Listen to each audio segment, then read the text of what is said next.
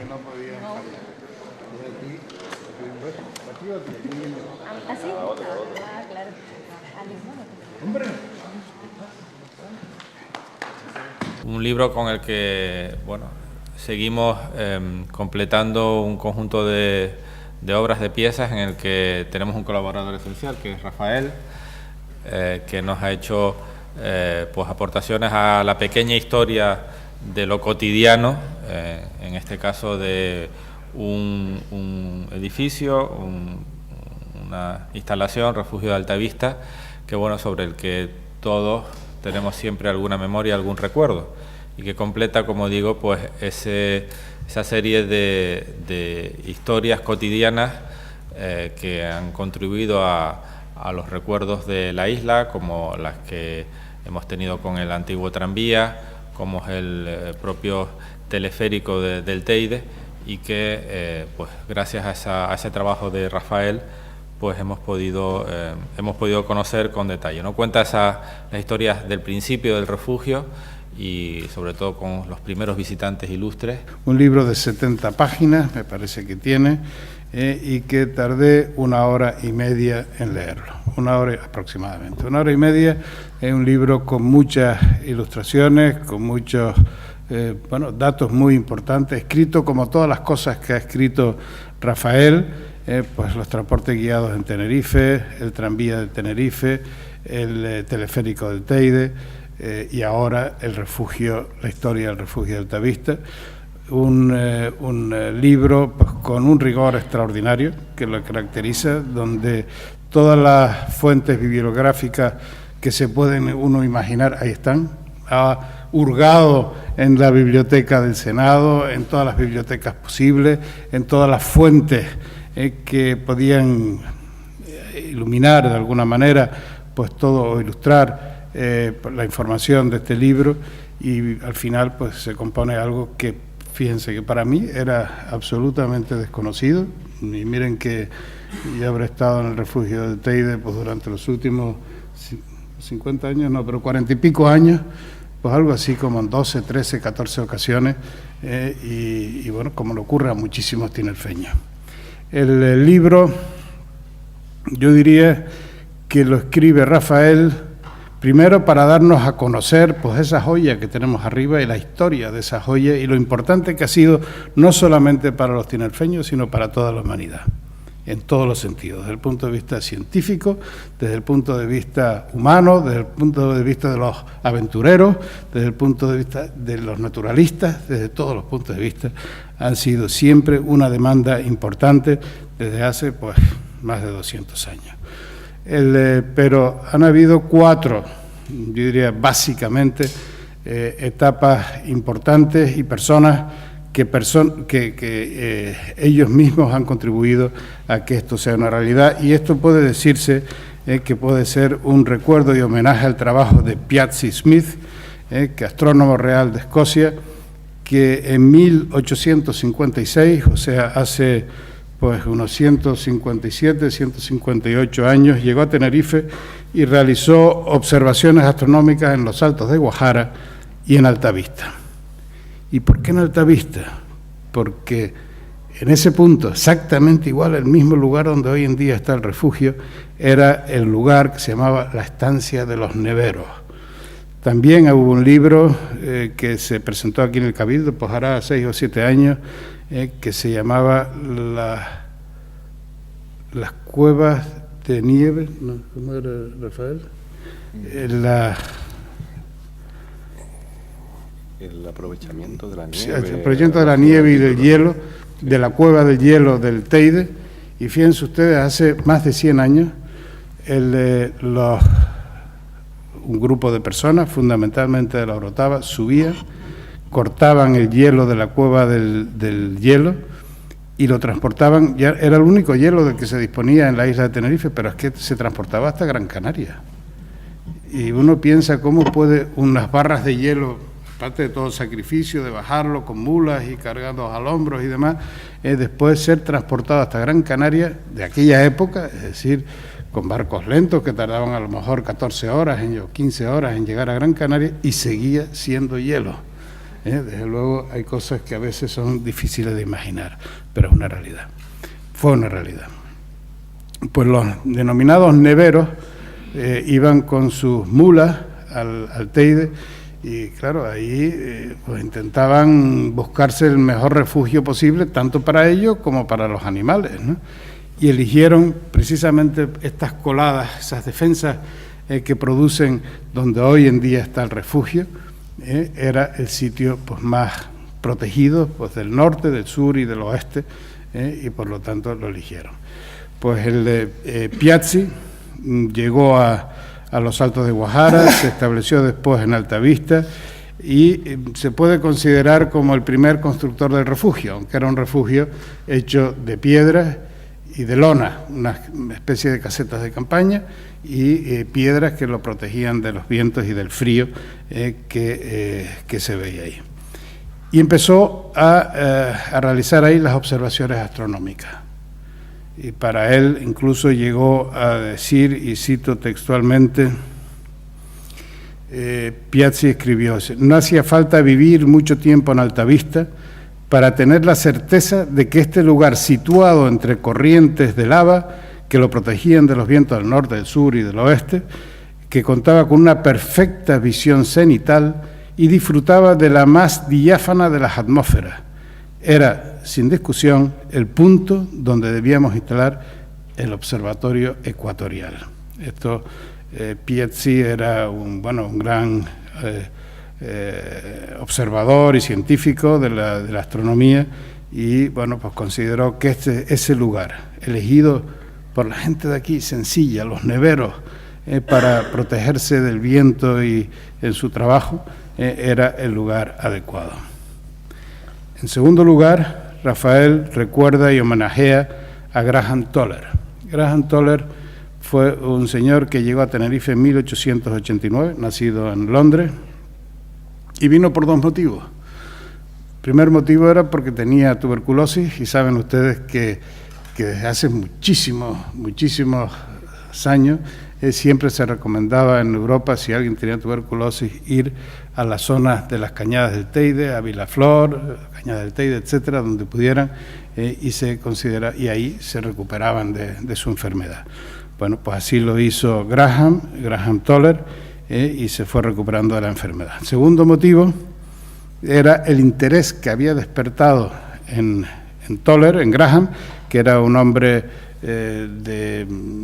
científico y pues todo lo que era el descubrimiento del mundo científico que habían hecho los anteriores científicos, pues, Alexander von Humboldt, von Buch, etcétera, de la biodiversidad de Tenerife y de lo impresionante y el interés mundial que tenía el volcán del Teide.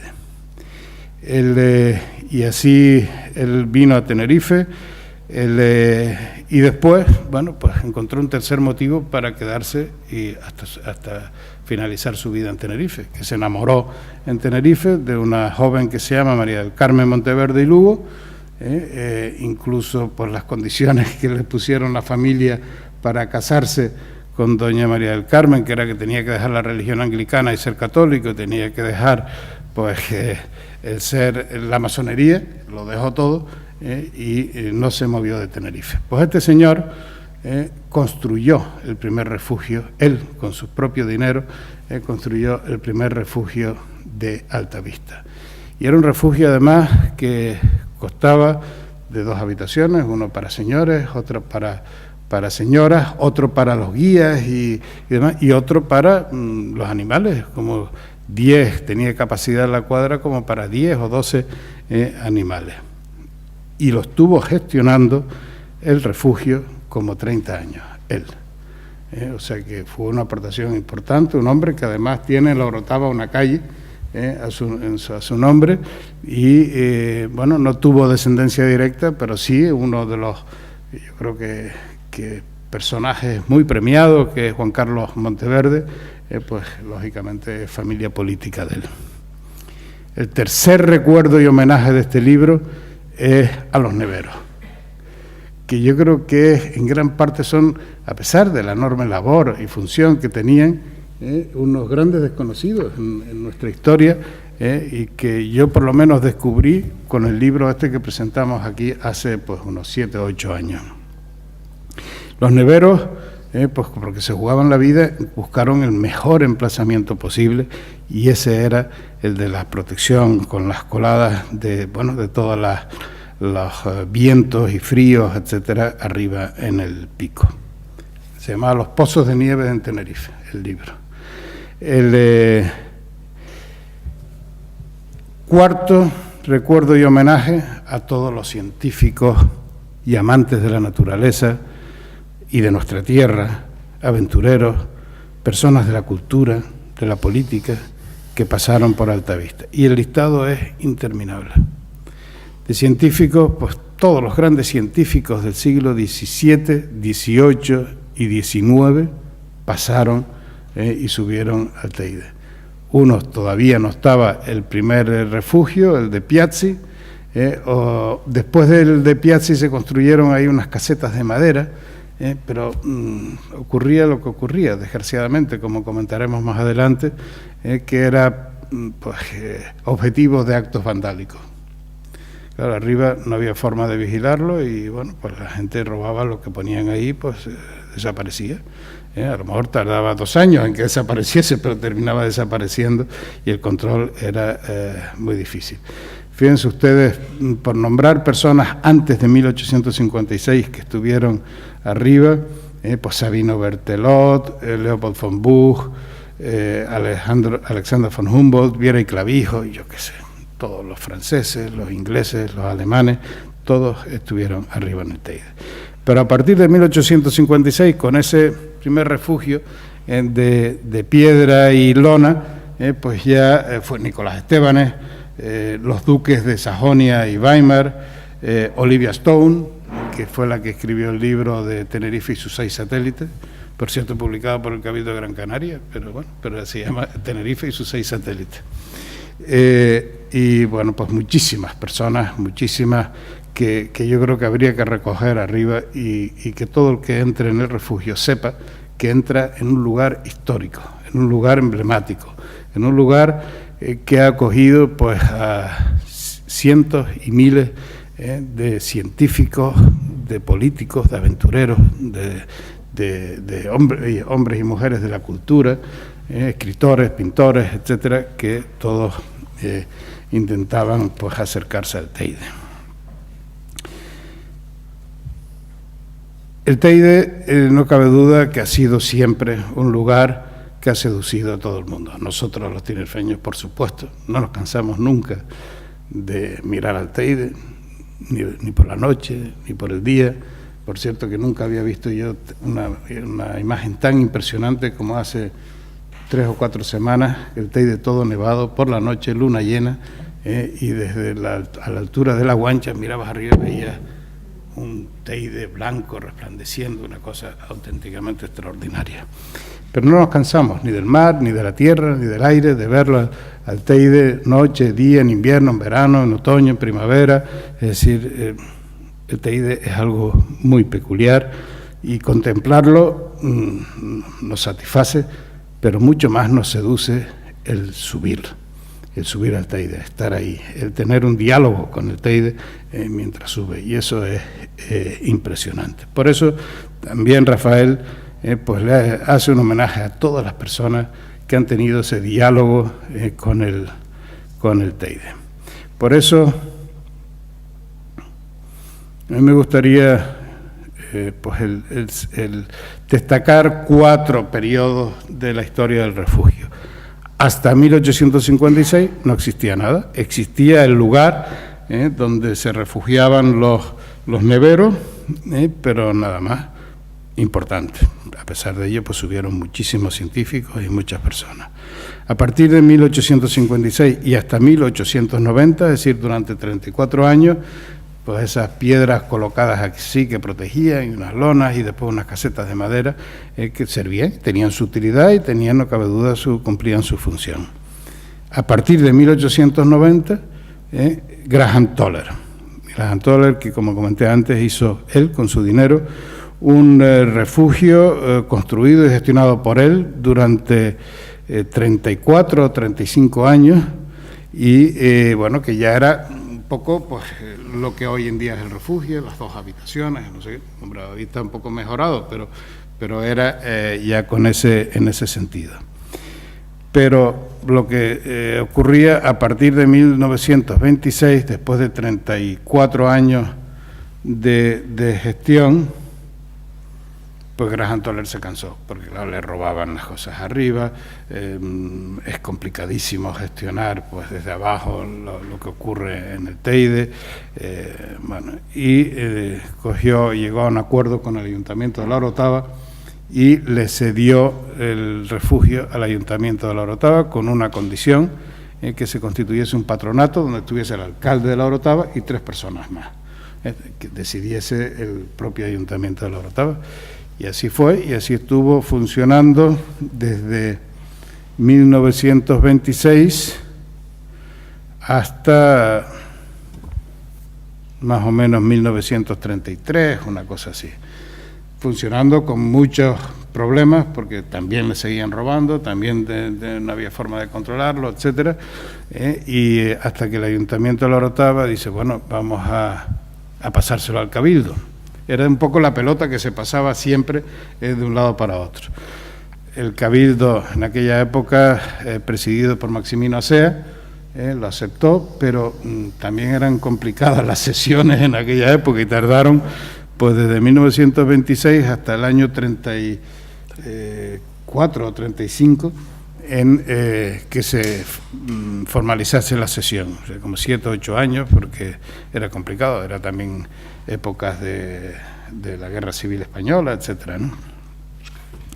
Al final el Cabildo lo cogió, lo arregló, volvieron también a robarles ahí, etcétera, y ya pues estaba Isidoro Luz, en aquella época de presidente del Cabildo, y ya no sabía cómo quitárselo de encima.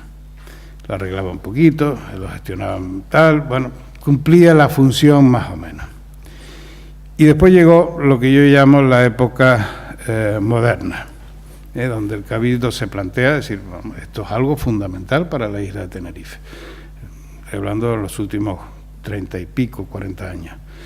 Y bueno, lo arregló, pero claro, llegó un momento que también no sabía qué hacer, cómo gestionarlo, porque todos eran protestas, nunca satisfacía plenamente, si metías los baños nuevos y metías no sé qué, pues también habían actos vandálicos, etcétera.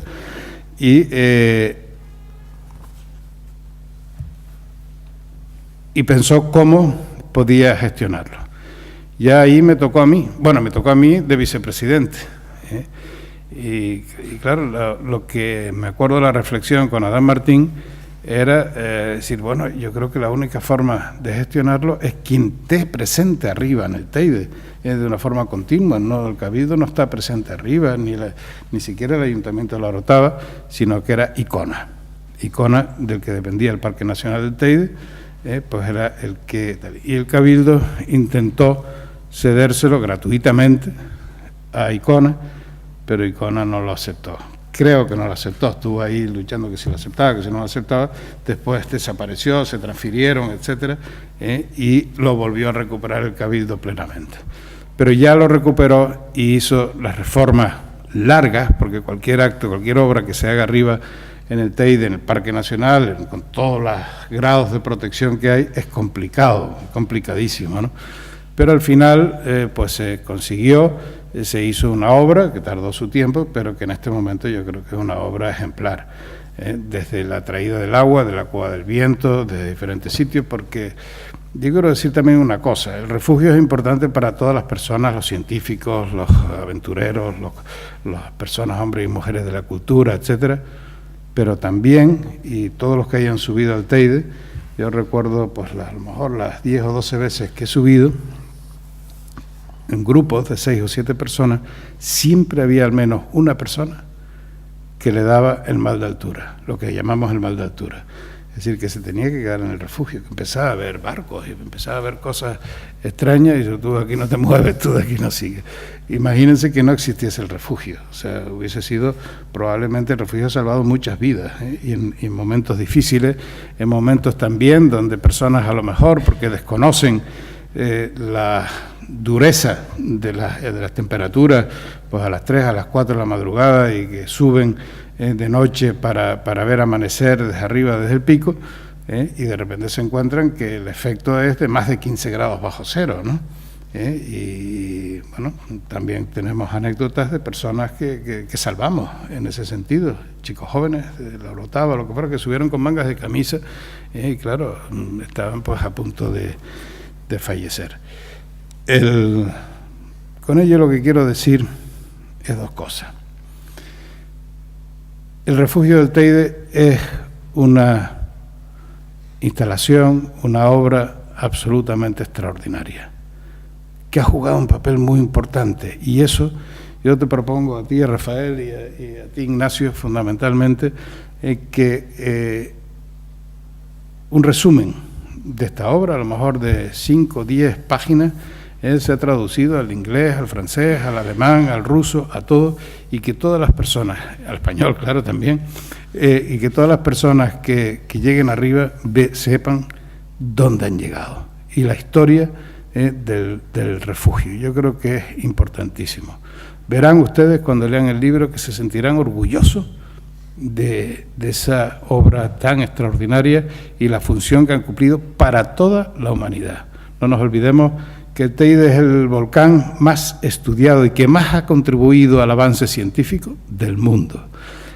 Todos los científicos europeos del siglo XVII, XVIII, XIX pasaron por el Teide y escribieron del Teide. Y eso es un patrimonio que tenemos extraordinario. Y los que pasaron a partir de 1856 estuvieron en el refugio. Y estuvieron en el refugio, después en el refugio en sus diferentes fases, pues algunos una semana, varios días, etcétera, porque hacían también las observaciones astronómicas desde ahí. Por eso yo quiero, como tinerfeño, dar las gracias a Rafael, porque su rigor, su forma de trabajar, su forma de recopilar la información, pues yo creo que nos ha abierto a todos los ojos. Pero que es más, esa importancia que se sabía tanto en el Ayuntamiento de La Orotava como en el Cabildo, como en todas las administraciones que tenía el refugio del Teide, tenía el gran problema de que nadie quería gestionarlo. Era la pelota que uno se pasaba a otro. Y yo creo que esa decisión tomada hace 6 años aproximadamente, de encargarle la gestión y tener una concesión administrativa de la gestión a Teleférico del Teide, fue muy acertada para la isla, muy acertada para la seguridad del teleférico. Se está haciendo una gestión francamente buena y felicito al director de Teleférico del Teide y a los miembros del Consejo de Administración, y sobre todo que yo creo que es una auténtica joya que tenemos nosotros y que tenemos que guardar, que tenemos que dar a conocer y que tenemos que sentirnos orgullosos. Por eso, Rafael, muchas gracias, y yo desde luego les recomiendo a todos ustedes que les dediquen esa hora y media, lean y verán ustedes qué libro más bien hecho y qué trabajo se ha hecho en esta isla durante los últimos 150 años. Este es mi primer libro que no tiene nada que ver con tema de trenes, ferrocarriles, o sea que era un gran reto. Y la verdad es que también, o sea, aparte de los homenajes que van dentro, ¿no?, a los que ya don Ricardo ha hecho mención, pues bueno, me había planteado, o sea, que el contenido del libro explicara por qué estaba el refugio allí, ¿no? O sea, que no está por casualidad, sino que había unas razones. Que bueno, que pues a lo largo del tiempo pues la gente fue utilizando el lugar, luego tenemos el tema científico y bueno, pues era un sitio idóneo para ubicarlo, ¿no? Hacer un resumen pues de todos aquellos viajeros ilustres que pasaron, ¿no?, que bueno, que creo que también se merecían su mención, ya que bueno, pues todos tuvieron una actuación bien científica o bien porque descansaban en el lugar pues para seguir sus investigaciones en el pico. cubrir todas las etapas de las obras, ¿no? Que el refugio desde 1856 pues, ha ido cambiando en el tiempo y pues bueno, pues nos va, digamos, reportando todo, cada etapa, ¿no? Qué obra se hizo, por qué se modificó, hasta pues llegar a las obras que se han hecho hoy en día y el estado actual, ¿no? También cubre un poco la previsión que se tiene, pues de mejoras, qué nuevas funcionalidades, qué nuevos retos se plantean, ¿no? en función del uso de los nuevos usuarios, ¿no? Que bueno, a medida que va pasando el tiempo, pues bueno, digamos que el usuario demanda nuevos servicios, ¿no? Bueno, pues Teleférico pues hoy en día allí nos aporta hay wifi, una cocina en condiciones, las habitaciones, pues bueno, pues digamos que están acorde a las necesidades actuales. También, bueno, pues le había planteado también a Ignacio, ¿no? En su momento, pues de subir algunos ejemplares, pues para que la gente, cuando esté allí, no solo sea que te quedas, ves el amanecer, sino que puedas leer un poco, saber en dónde estás, o sea, un poco en la línea de lo que también apuntaba don Ricardo, ¿no? Y bueno, eso es un poco la idea que me había planteado. Yo espero haberla conseguido. Y bueno, pues la verdad es que fue un reto duro, porque bueno, fue bastante complicado conseguir toda la información, especialmente porque bueno, la primera está en Escocia, en el Real Observatorio de Edimburgo, y bueno, ahí costó un poquito más, pues sobre todo por la lejanía, ¿no? Y bueno, pero al final creo que se ha conseguido. Pues también quería agradecer, ¿no? al Cabildo, pues bueno, pues siempre por todas las facilidades para el tema de bueno, sacar pues libros de historia y bueno, todo el apoyo que presta. Agradecer también a las dos empresas pues que han hecho que sea una realidad, ¿no? O sea, por el coste económico que tiene tanto la maquetación como la publicación, o sea, lo que es imprenta y demás, ¿no? Que en este caso han sido tanto Limpiezas Victoria como Teleférico del Teide. Ha colaborado también, aunque no económicamente, bueno, pues sí con datos, información y una serie de otros. La Federación Tinerfeña de Montañismo, ¿no? Que también está pues muy ligada al refugio. Es majestuosa la grandiosidad telúrica de la geomorfología, donde se nos despliega un paisaje único de cráteres, volcanes y ríos de lava petrificada que llevó a la UNESCO a la declaración del Teide como Patrimonio de la Humanidad y cuyo principal artífice está esta tarde sentado a mi lado. Justificaba este organismo su designación, la designación del Teide como Patrimonio, por representar, y cito la declaración literalmente, fenómenos naturales y áreas de belleza natural de importancia estética excepcional y por ser ejemplo eminentemente representativo de las grandes fases de la historia de la Tierra. Esa grandiosidad del Teide sustenta su valor evocador y mitológico que despertó una viva fascinación, como hoy se ha expresado, en el mundo clásico y que sirvió de inspiración a una multitud de obras literarias. Ese valor se añade a su carácter de faro orientador de la navegación marítima que llevó a los marinos que surcaban nuestro mar entre los siglos XV al XVIII y que podían ver su pico a casi 40 leguas a sobredimensionar su estatura, considerándola en aquel tiempo la montaña más alta del mundo conocido. Ese carácter se suma a su condición de ser un punto caliente, de los más calientes del mundo en cuanto a la biodiversidad y a la tasa de endemicidad en el planeta. Esa condición se agrega el simbolismo mágico que, sobre cualquier canario, desde nuestros ancestros guanches al más moderno de nuestros urbanitas contemporáneos, ejerce su figura protectora. A ese simbolismo se superpone una infinidad de aprovechamientos socioeconómicos que el Teide ha posibilitado a los habitantes de la isla en todo tiempo. Desde la época de la subsistencia económica hasta la sociedad del Álix, el Teide ha sido soporte de actividades humanas con un enorme protagonismo en cada tiempo y en cada etapa del desarrollo socioeconómico. Del pastoreo al turismo de naturaleza, de las actividades mineras y extractivas al deporte de élite, de la sanación y recuperación médica a ser un laboratorio científico y nuestro ojo hacia el cosmos, el Teide ha sido siempre un actor económico de primer orden para la isla. El libro que hoy se presenta nos acerca a la historia de un emplazamiento, el refugio, que alberga esos mismos valores, esos mismos usos, esos mismos significantes que en la historia del Teide se despliegan y a los que me he referido anteriormente. En sus páginas deambulan muleros, vulcanólogos, viajeros, agentes ambientales, neveros y astrónomos. El refugio fue la casa de la ciencia y, sin dejar de serlo, se convirtió en la casa de los montañeros de Tenerife. Acoge hoy también a miles de senderistas al año que buscan un acercamiento seguro, responsable, respetuoso, informado y curioso a nuestro principal tesoro geológico. Pero todos los visitantes del refugio, a través de la historia, ya ascendieran por placer o urgidos por una necesidad vital, todos disfrutaron de la sobrecogedora emoción que con tanta belleza nos describiera ya en 1887 y con estas palabras la viajera Olivia Stone, que don Ricardo se acaba de referir. Decía doña Olivia: uno de los lugares más sublimes de la naturaleza, donde todos sus vastos recursos se unen para ofrecer un efecto grandioso y supremo, es un amanecer visto desde el pico del Teide. Si aquella persona que jamás haya experimentado el hondo estremecimiento del alma, entonces debe buscar el éxtasis en la cumbre del Teide. La exquisita mirada de Rafael consigue captar esa magia con que la escritora inglesa y como todos los canarios compartimos cuando visitamos el Teide.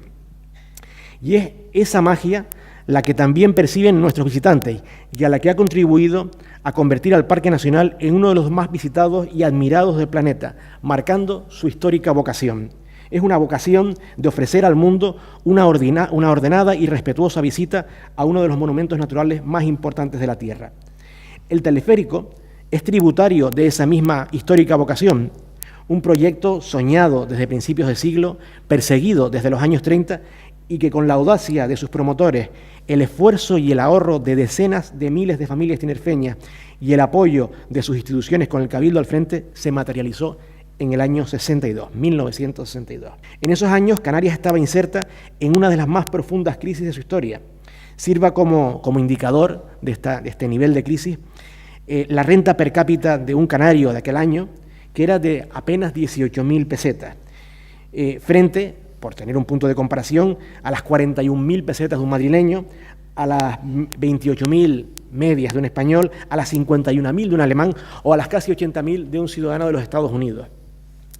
En esas duras condiciones sociales, económicas y de desarrollo, solo el entusiasmo de toda la sociedad de Tenerife y el esfuerzo titánico y la entrega de los trabajadores isleños que levantaron el teleférico, en unas condiciones durísimas, logró culminar un proyecto con verdaderos tintes de epopeya.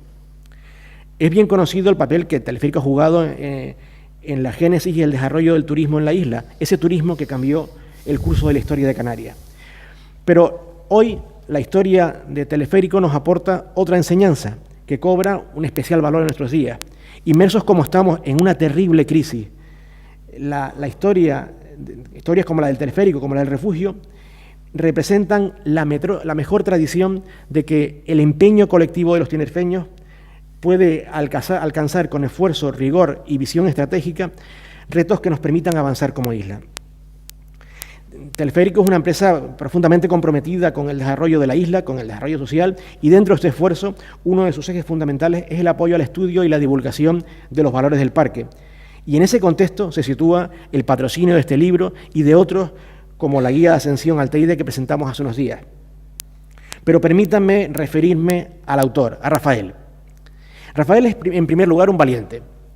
En un tiempo en que la edición de libros ha descendido brutalmente, tanto en volumen como en diversidad, que nos retrotrae casi en varias décadas, y no solamente por esta desgraciada crisis que golpea las economías y la vida de la gente, sino también por esa mutación del mercado cultural que está provocando el cierre de librerías y la jibarización de la industria editorial, cuya producción ha descendido el año pasado en un 20% y que se ha llevado por delante a muchos de nuestros mejores editores e impresores, especialmente en esta periferia del Estado.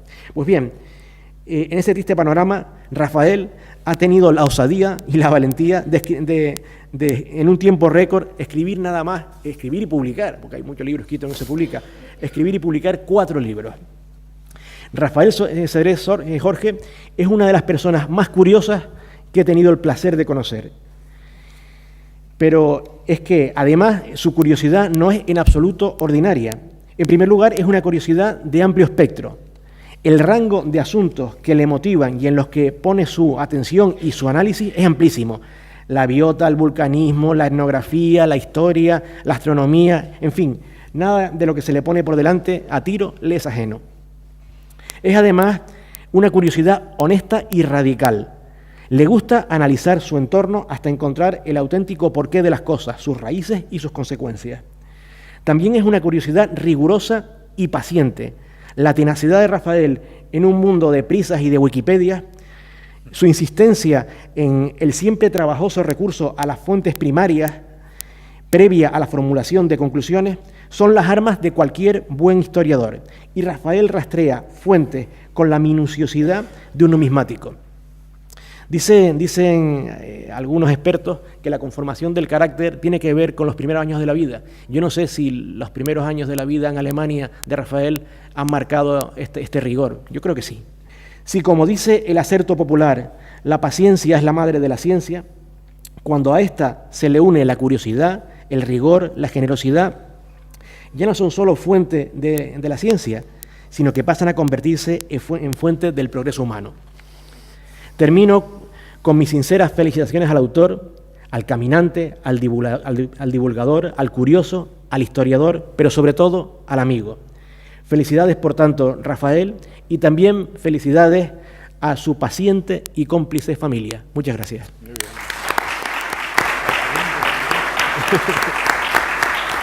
Siempre que hacemos algo, que hablamos en relación con o que trabajamos para mejorar este Teide, este patrimonio que todos tenemos, pues yo creo que todos los tinerfeños nos sentimos muy orgullosos. Y presentar este libro aquí también es parte de ese trabajo, es el contribuir a tener un mejor patrimonio para nosotros, para los que nos precedieron y también para nuestros hijos. Y por eso agradezco pues a los consejeros que están hoy aquí, al coordinador de Hacienda también, al director de Movilidad, por estar hoy aquí en este Salón Noble. Desde luego a la familia de Rafael, que lo sigue en esta peripecia que tiene consecutiva y apresurada, como dice Ignacio, de producción literaria. Te has hecho amigo hasta del editor, lo cual demuestra tu persistencia y tu buen hacer, tu curiosidad, como señala Ignacio.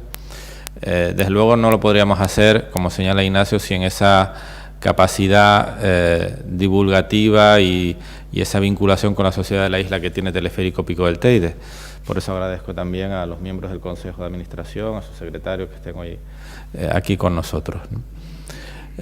Bueno, como decía, quería referirme a la figura de Rafael. A Rafael lo conozco de esa producción literaria que ha venido jalonando en estos últimos años, pues esa pequeña, yo decía al principio pequeña historia, esa historia cotidiana quizá de Tenerife en sus medios de transporte, incluyendo el propio teleférico, o en esta última obra que también rescata para nosotros, yo no he tenido la oportunidad de leer el libro como lo ha hecho Ricardo, pero sí ojeándolo ahora, pues recordar algunas fotografías, algunos elementos del refugio que conocí yo, el anterior antes de la obra, el actual también lo conozco, y recordar, como todos recordamos, pues ascensiones al Teide y pasar alguna noche en el refugio para ver las estrellas y ver el amanecer en el pico. Y Rafael, pues con esa curiosidad, con esa capacidad desde su afición, que es la historia, pues ha construido un grupo de documentos que nos permiten hacer visibles esos recuerdos, ¿no? Y por eso hay que darte las gracias, Rafael, por ese trabajo que has hecho y que espero que sigas haciendo. Tendrás que buscar ahora otro elemento. Quizás te vayas al marino, que es otra infraestructura importante que han tenido en la isla mucha relevancia, los puertos de Tenerife, no lo sé, ya buscarás alguna, no sé si ya la tienes, algún ámbito de trabajo, y espero que puedas regalarnos otra vez con con otro documento como este, que es fruto de la persistencia, del trabajo bien hecho, como en su momento también lo hacían los neveros, ¿no? que eran capaces, como decía Ricardo, de llevar esas piezas de hielo y transportarla incluso a otras islas. Pues tú transportas con este trabajo, esta constancia, esos recuerdos hasta lugares que no pensábamos que podrían existir, que son ahora en nuestras memorias y en el de nuestros hijos. Muchas gracias, Rafael.